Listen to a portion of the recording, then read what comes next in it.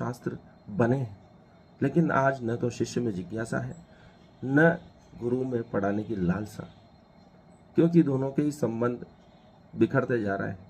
और इस आधुनिक तकनीक के युग में, एआई के युग में, हर चीज़ें पहले से ही मौजूद है। आज शिष्यों को गुरु से ज़्यादा आता है और गुरु के प्रति इतना सम्मान भी नहीं रहा है। हमारी सामाजिक व्यवस्था में, प्राचीन काल की सामाजिक व्यवस्था में गुरु का सर्वाधिक सम्मानीय स्थान था, लेकिन आज गुरु को अर्थात शिक्षक को उतना सम्मान नहीं दिया जाता है। इसी कारण शिष्य भी उनका सम्मान नहीं करते हैं। जिसके प्रति सम्मान नहीं होगा तो वह ज्ञान प्राप्ति की आकांक्षा भी कैसे कर सकते हैं। प्राचीन काल में गुरु भी स्वयं अध्ययन करते थे, रिसर्च करते थे, ध्यान करते थे और नया शिष्यों को कुछ सिखाने के लिए हमेशा उपलब्ध रहता था उनके पास। लेकिन आज तकनीक के युग में हर किसी के पास ज्ञान पहले से ही मौजूद है और एआई के युग में बहुत अधिक ज्ञान उपलब्ध है। यदि कोई इसका उपयोग करता है तो वह पहले से ही सब कुछ जानता है, लेकिन उसका उपयोग कैसे करना है यह सिर्फ गुरु ही सिखा सकता है।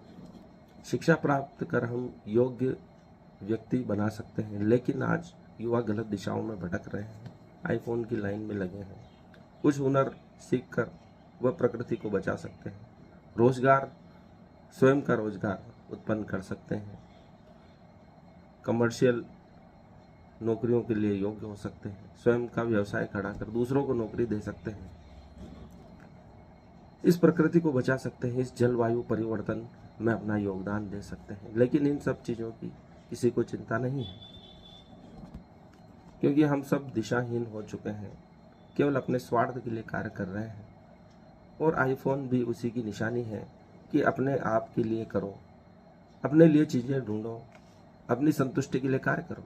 लेकिन कृष्ण ने गीता में कहा है कि जो सिर्फ अपने स्वार्थ के बारे में सोचता है वह ज्ञानी नहीं है, न ही ध्यानी है, न ही मोक्ष को उपलब्ध होता है। वही व्यक्ति सम्माननीय है और मोक्ष को उपलब्ध हो सकता है जो पूरे समाज की सोचता है, इस प्रकृति के बारे में सोचता है। वह सिर्फ फल की ही चिंता नहीं करता है, बल्कि उस वृक्ष की भी चिंता करता है जिससे यह फल उत्पन्न हुआ है।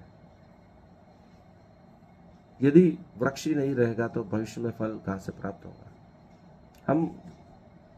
हम आज जो प्रयास कर रहे हैं, पूरे पेड़ को ही काट लेना चाहते हैं और आज का सोचते हैं, भविष्य का नहीं सोचते हैं। उसके लिए कृष्ण ने कहा है कि ऐसा व्यक्ति समाज को, पर्यावरण को बर्बाद ही करता है। इससे प्रकृति का विनाश हो रहा है, प्रकृति का संतुलन बिगड़ चुका है। विभिन्न प्रकार की बीमारियां, आपदाएं जो आ रही है, प्रकृति में